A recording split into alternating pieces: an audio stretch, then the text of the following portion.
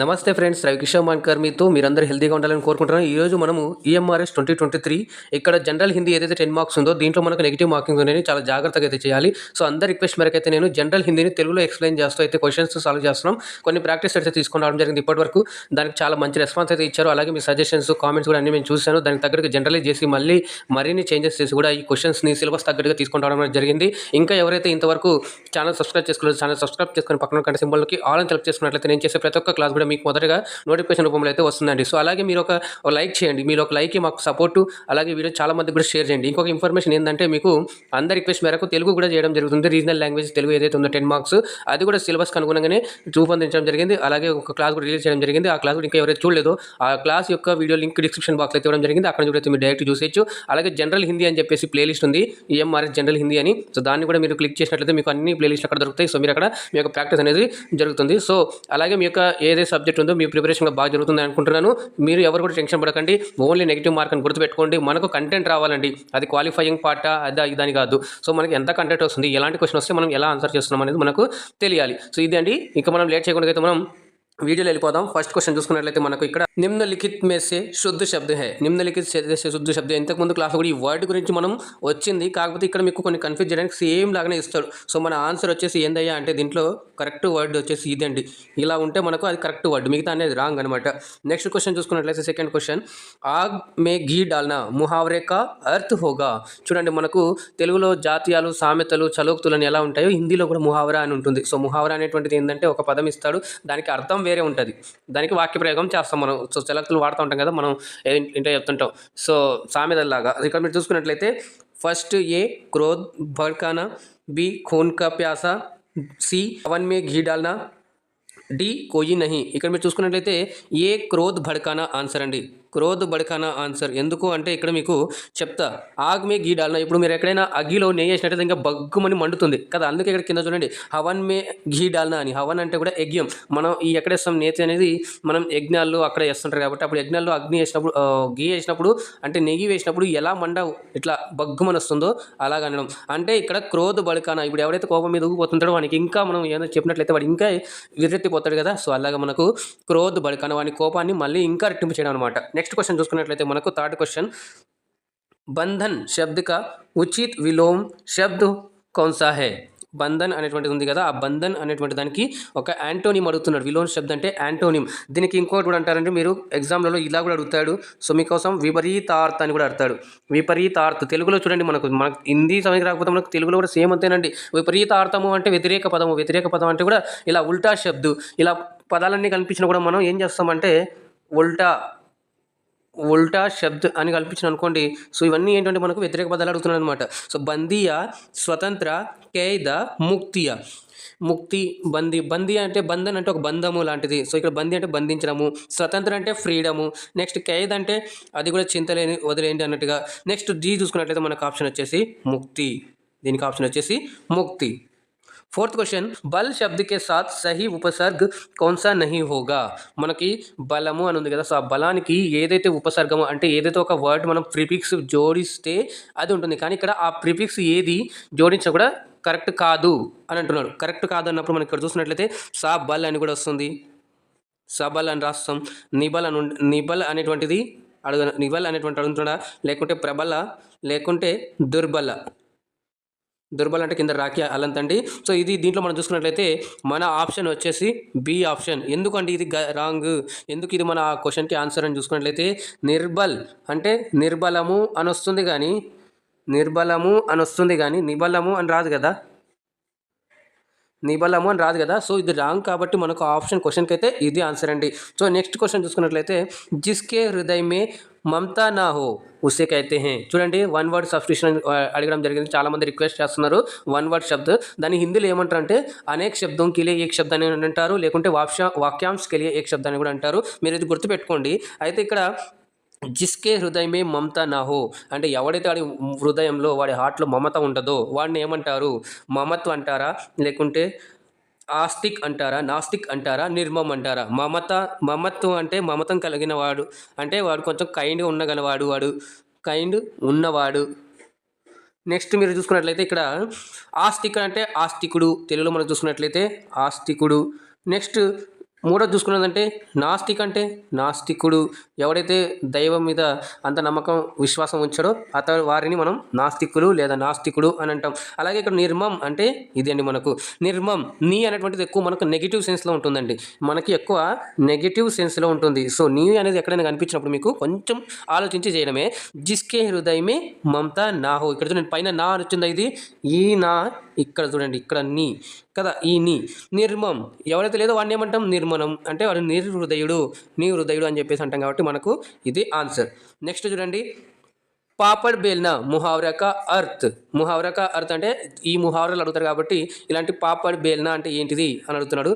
పాపడ్ కో బేల్నా, బేల్నా అంటే మనం రుద్దటం అంటాం కదా, ఇప్పుడు చపాతీ చేస్తున్నప్పుడు చపాతీ ఏమంటాం మనం, చపాతీ చేస్తామంటాం కదా, చేస్తామంటంతో అది బేలన్ అంటారు. సో బేల్నా అంటే చేయడం లాంటిది, అది పాపడ్ చేయడమా అని అంటాడు. అయితే పాపడ్కో బేల్నానా లేకుంటే కష్ట్ ఉఠానా గుస్సా కర్నానా ఇన్మేసే కోయి నహినా. సో మన ఆప్షన్ చూసుకున్నట్లయితే కష్ట్ ఉఠానా ఆప్షన్ వచ్చేసి మనకు కష్ట్ ఉఠానా. గుస్సా కర్నా అంటే కోపగించటం, ఎక్కువ కోపం చేయటం. ఇన్మేసే కోయి నహి ఈ టర్మ్ చాలా ఇంపార్టెంట్ అండి, మనకు ఇందులో ఏదీ కాదు అని అర్థం, దీనిది ఇందులో ఏదీ కాదు అని అర్థం. సో ఇకపోతే మన ఆప్షన్ చూసుకున్నాం కదా, బి ఆప్షన్. ఇక్కడ చూసుకున్నట్లయితే 7th క్వశ్చన్, హమేషా రహనే వాలా కే లియే ఏక్ శబ్ద్ క్యా హై. నిరంతర్, శాశ్వత్, ప్రాణ, అశాశ్వత్. ఇక్కడ చూడండి మీకు నిరంతర్ అంటే నిరంతరము, తెలుగులో సేమ్ వర్డ్ నిరంతరము. ఫ్రెండ్స్ ఇంకా ఇప్పటివరకు అయితే వీడియోని ఎవరు లైక్ చేయాలో లైక్ చేయండి, అలాగే వీడియోని చాలామందికి కూడా షేర్ చేయండి, అలాగే మీ సజెషన్స్ అలాగే ఇక్కడ క్వశ్చన్స్కి మీ ఆన్సర్లు కూడా కామెంట్ చేయండి, అలాగే మీకు ఎన్ని మార్కులు వస్తున్నాయి కూడా కామెంట్ చేయండి, మీకు ఏమనిపిస్తుందో కింద కామెంట్ చేయండి, దానికి తప్పకుండా నేను రిప్లై ఇస్తాను. ఇంకా ఇక్కడ చూస్తున్నట్టయితే శాశ్వత్, శాశ్వతం అంటే తెలుగులో శాశ్వతము, శాశ్వతము. నెక్స్ట్ చూసుకున్నట్లయితే ఇక్కడ మీరు ప్రాణద, ప్రాణద అంటే ప్రాణం కలిగిన వాడు, ప్రాణము కలిగిన వాడు.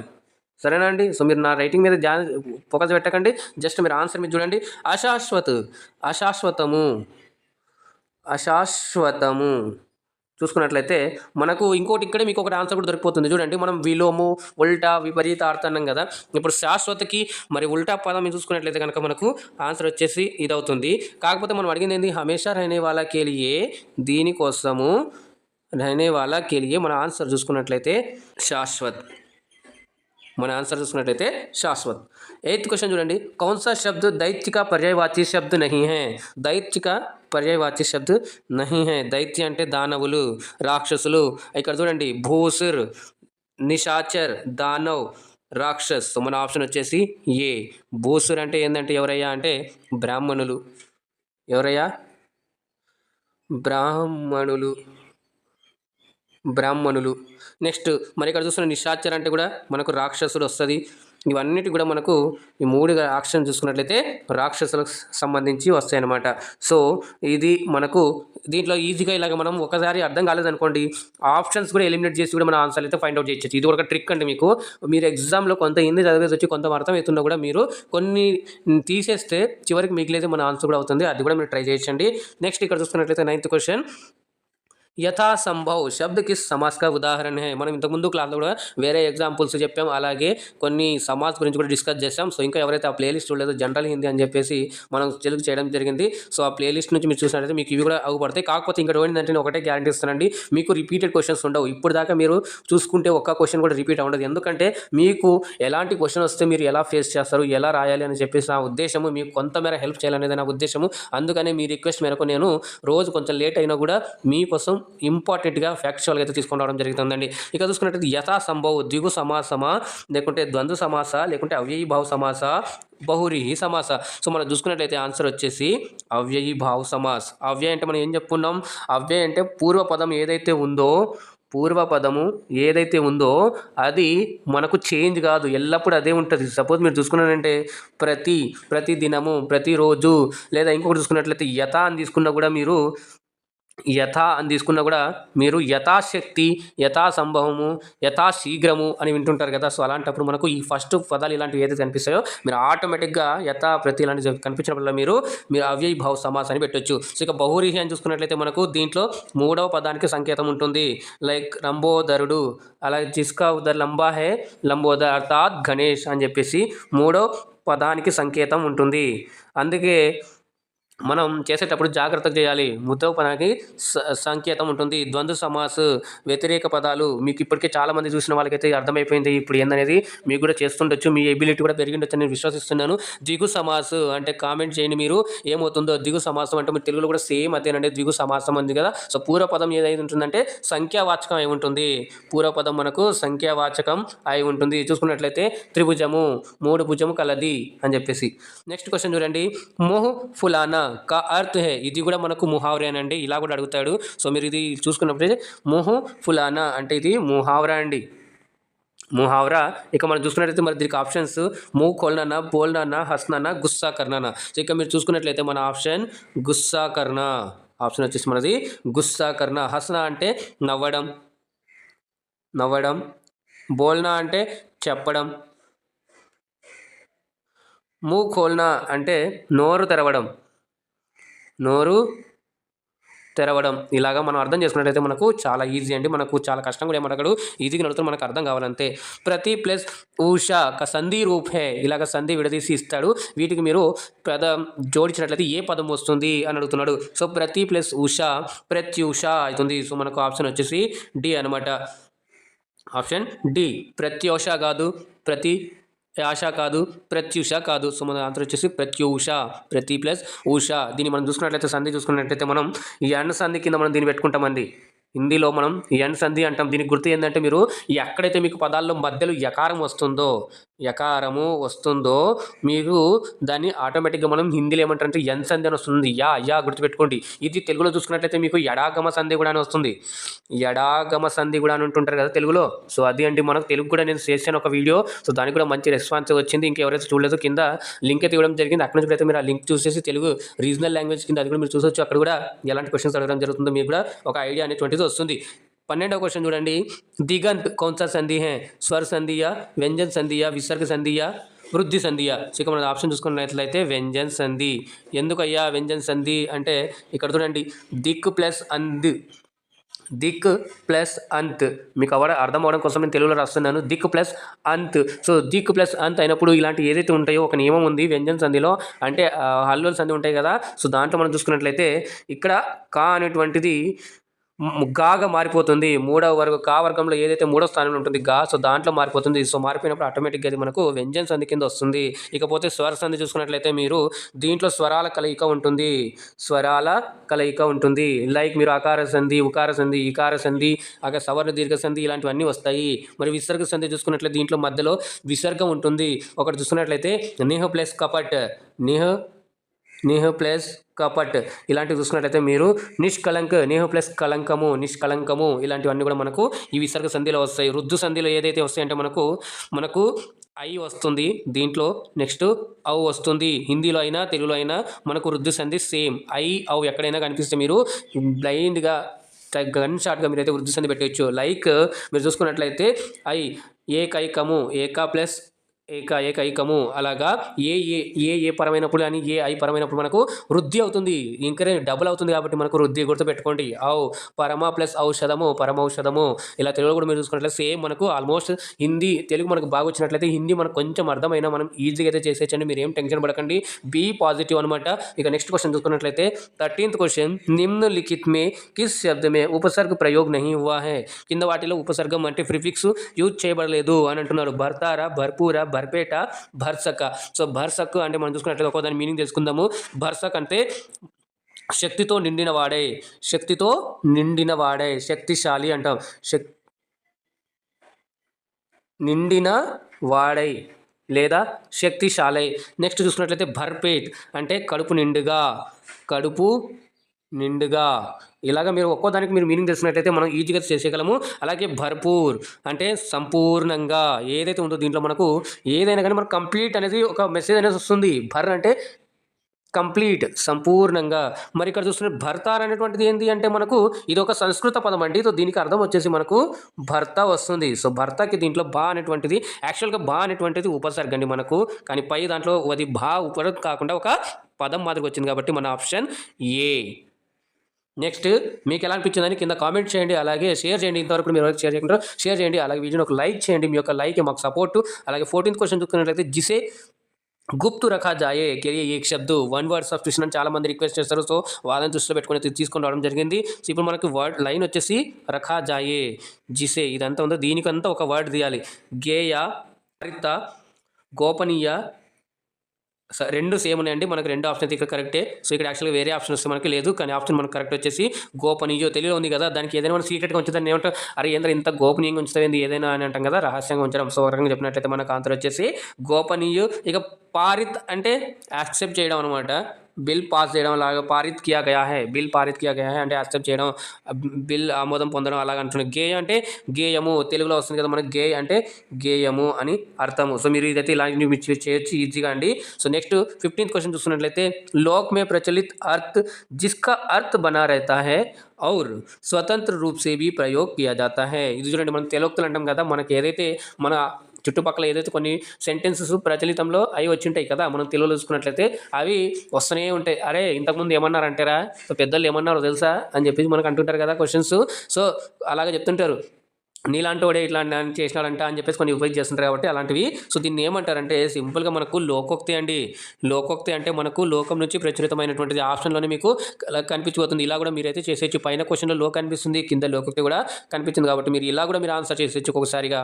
అయితే ఇక్కడ ముహావరా ఏంటంటే ఇక్కడ ఏదైతే ఒక వాక్యాంశము క్రియాతో కూడి ఉంటుంది, క్రియాతో కూడి ఉంటుంది, క్రియాతో కూడి ఉంటుంది. నెక్స్ట్ చూసుకున్నట్లయితే ఇక్కడ మీరు స్వతంత్ర అంటే ఇండిపెండెంట్ కదా, ఇండిపెండెంట్ అనమాట. సో ఇండిపెండెంటా కాదు. నెక్స్ట్ ప్రచలిత్ అంటే పాపులర్, ప్రచలితమైన, పాపులర్ అంటాం కదా, సో ప్రచలిత్. కానీ ఇక్కడ ఏమంటున్నాడంటే లోకోక్తి ఏదై ఉంటుందంటే అది తన యొక్క అర్థం ఏదైతే వాడుతుంటామో మనం లోకల్ వాడుక భాషలో అది తనకంటూ ఒక ప్రస్తుత స్వతంత్ర అర్థం ఉంటుంది, స్వతంత్ర దానికి ఒక రూపం ఉంటుంది. అలాగే ఎప్పుడు దాన్ని మనం ఉపయోగిస్తుంటాం కదా, ఆ సందర్భాన్ని బట్టి మనం ఆ పదాలను ఆ వాక్యాల్ని ఉపయోగిస్తుంటాం. సో మనకు ఆప్షన్ వచ్చేసి బి. 16th క్వశ్చన్ చూడండి. నిమ్న పార్వతీ శబ్ద కా పర్యాయవాచి శబ్ద హే. పార్వతీ శబ్దం ఏదైతే ఉందో దానికి పర్యాయవాచి అని అన్నారు. పర్యాయవాచి అంటే మనకు సమానార్థి అని కూడా అడగొచ్చు.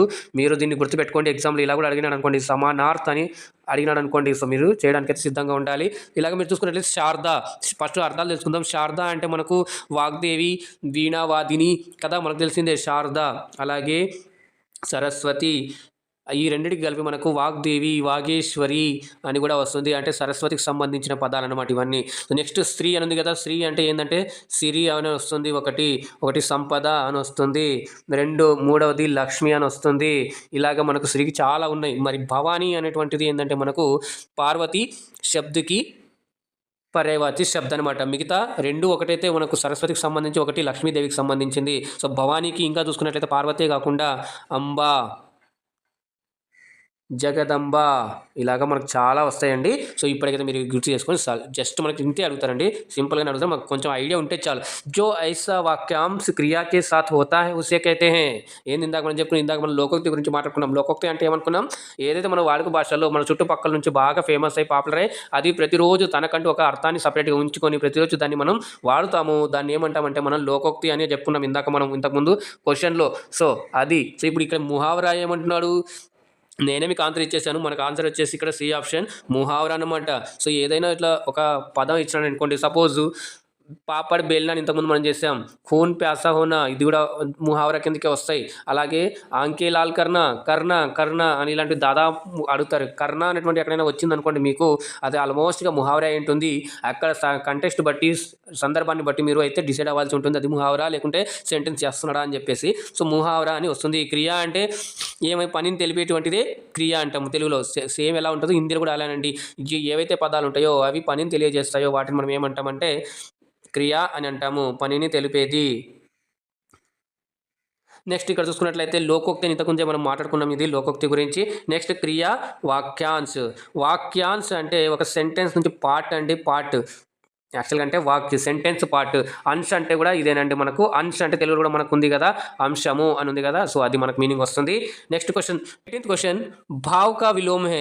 భావము అనే దానికి విలోమ్ శబ్దము ఏంది అని అడుగుతున్నాడు. విభావ లేకుంటే అనుభావ, స్వభావ, అభావ. సో మనకు ఆప్షన్ వచ్చేసి డి భావ్, అభావ్. మిగతా ఈ మూడు ఏవైతే ఉన్నాయో రస్ అని చెప్పేసి మనకు ఒక గ్రామర్ ఉంటుంది, అంటే లిటరేచర్లో మనకు ఇది కూడా గ్రామర్ కిందకి వస్తుంది. రస్ అనేటువంటి గ్రామర్ కిందకి వస్తుంది. రస్సు, అలంకారాలు ఇవన్నీ కూడా వస్తాయి కాబట్టి సో ఇది ఇవి మూడైతే వాటికి సంబంధించింది. అభావం అంటే భావము లేనటువంటిది. చూసుకున్నట్లయితే భావము లేనటువంటిది, భావము లేనటువంటిది. సో ఇది అండి మనకు దీనికి ఆప్షన్ వచ్చేసి. నెక్స్ట్ చూసుకున్నట్లయితే 19th క్వశ్చన్, నిష్కపట్ కసంది హే. ఇందాకనే మనం చెప్పుకున్నాం, మీరు ఎవరైతే చూస్తున్నారో దీన్ని మనం విడదీస్తే నిహ్ ప్లస్ కపట్ అని వస్తుంది. సో ఇప్పుడు మీరు చెప్పండి దీనికి ఏం ఆప్షన్ అయి ఉంటో చూసి చెప్పినట్లయితే కనుక విసర్గ సంధియ, ద్వంద్వ సమాస, ఇది ఆటోమేటిక్గా కాదు, ఇది తీసేయండి.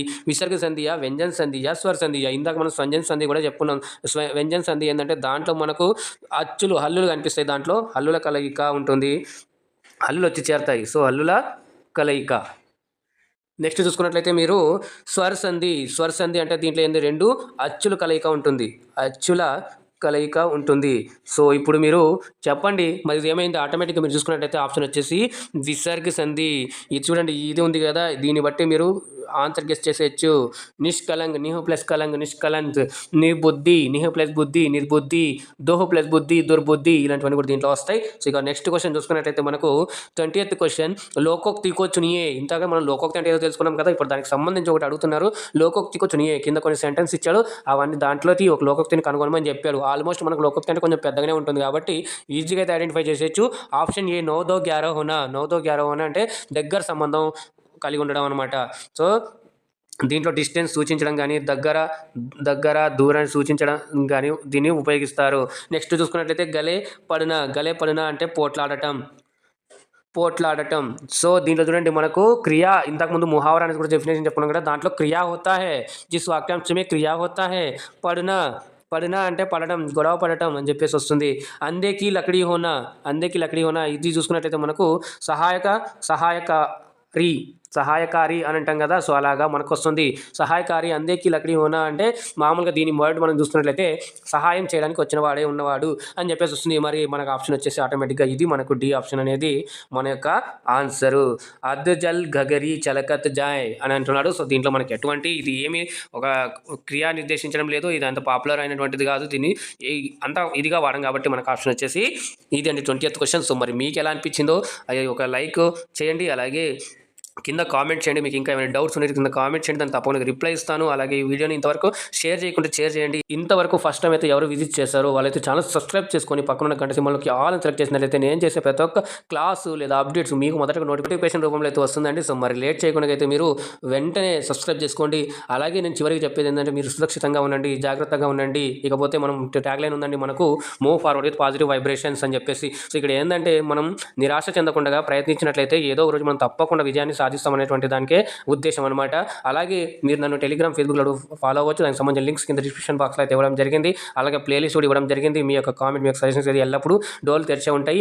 సో ఇంకా మీరు క్లాసులు రెగ్యులర్గా మిస్ అవ్వకుండా చూడాలంటే మీకు ఇంకొక ఇన్ఫర్మేషన్ ఏంటంటే, ఇక్కడ మీకు మరాథాన్ కూడా తీసుకుంటూ జరుగుతుంది. చాలా మంది కూడా రిక్వెస్ట్ చేస్తున్నారు, సార్ మరాథాన్ కూడా చేయండి అని చెప్పేసి. సో అది కూడా త్వరలో వస్తుంది కాబట్టి సో మీరైతే రెగ్యులర్గా టచ్లో ఉండండి, రెగ్యులర్గా నోటిఫికేషన్ చెక్ చేస్తూ ఉండండి, ఛానల్ విజిట్ చేస్తూ ఉండండి. సో మళ్ళీ కలుద్దాం మరొక క్లాస్తో. అందాక ధన్యవాదాలు. జై హింద్.